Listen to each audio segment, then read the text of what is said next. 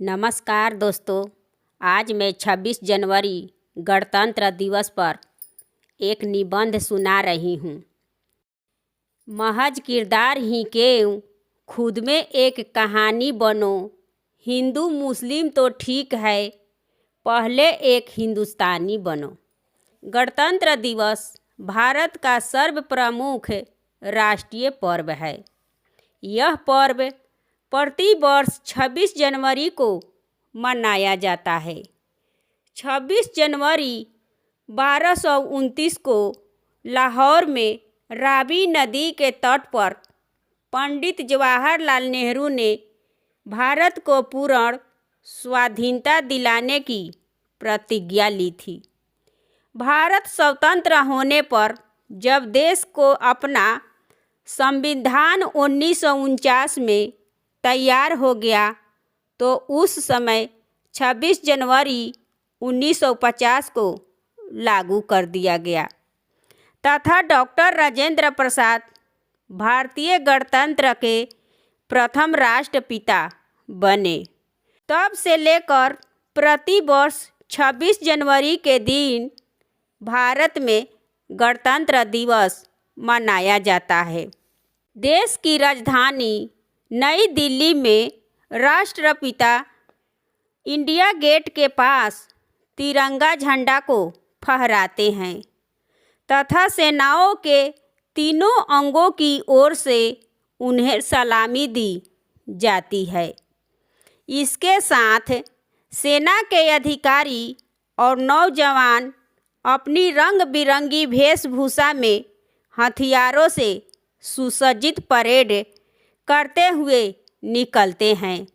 उनकी चुस्ती तथा कदम से कदम मिलाती चाल, उठते हुए बाजुओं को, एकता को देखकर दर्शकों का मन मोहित हो जाता है। सैनिक टुकड़ियों के आगे सैनिक बैंड वादकों की सुमधुर धुनें दर्शकों को, विशेषकर बच्चों के मन को आकर्षित करते हैं। उनके पीछे सैनिक साज सामान का प्रदर्शन होता है, जिन्हें देखकर हमें अपने देश की सेवा पर गर्व और विश्वास होता है। सैनिक परेड के पीछे प्रांतों की झांकियां भी निकलती है। इनके द्वारा देश में हर क्षेत्रों में हुई प्रगति की झलक दिखाई जाती है तथा हर प्रदेश की सांस्कृतिक विशेषता को दर्शन कराए जाते हैं।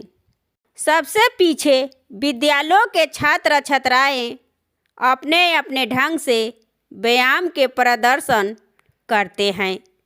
कुछ विद्यालयों के बैंड और उनकी वेशभूषा की झांकी देखने योग्य होती है।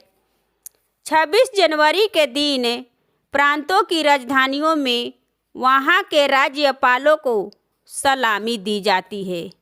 यह दिन हमें राष्ट्रीय एकता, गणतंत्र और लोकतंत्र की रक्षा का संदेश देता है। हमें अपने गणतंत्र दिवस पर राष्ट्रीय गौरव का अनुभव करना चाहिए। गणतंत्र दिवस हमारे आधारभूत मूल्य और सिद्धांतों को स्मरण कराने का एक महत्वपूर्ण अवसर है। जब हम उनमें से किसी एक बुनियादी सिद्धांत पर चिंतन करते हैं, स्वाभाविक रूप से अन्य सभी सिद्धांतों पर भी हमारा ध्यान जाता है। सांस्कृतिक मान्यताओं और परंपराओं की विविधता हमारे लोकतंत्र का अंतर्निहित आयाम है। हमारी विविधता का उत्सव समता पर आधारित है, जिसे न्याय द्वारा संरक्षित किया जाता है। यह सब स्वतंत्रता के वातावरण में ही स्तंभ को पाता है। डॉक्टर अंबेडकर के प्रबुद्ध मार्गदर्शन में प्रवाहित इन मूलभूत जीवन मूल्य और सिद्धांतों में रची बसी संविधान की भावधारा ने सभी प्रकार के भेदभाव को समाप्त करने के लिए सामाजिक न्याय के मार्ग पर हमें अडिग बनाए रखा जाता है। ये मैं उल्लेख करना चाहूँगी कि सामाजिक न्याय के लिए अनवरत युद्धरत श्री कर्पूरी ठाकुर जी को जन्म शताब्दी का उत्सव है। कर्पूरी जी पिछड़े वर्ग के सबसे महान पक्षकारों में से एक थे, जिन्होंने अपना सारा जीवन उनके कल्याण के लिए समर्पित कर दिए। उनका जीवन एक संदेश था। अपने योगदान से सार्वजनिक जीवन को समृद्ध बनाने के लिए मैं कर्पूरी जी को अपनी श्रद्धांजलि अर्पित करती हूँ। हमारे गणतंत्र की मूल भावना से एकजुट होकर 140 करोड़ से अधिक भारतवासी एक कुटुंब के रूप में रहते हैं। दुनिया के सबसे बड़े इस कुटुंब के रूप में रहते हैं।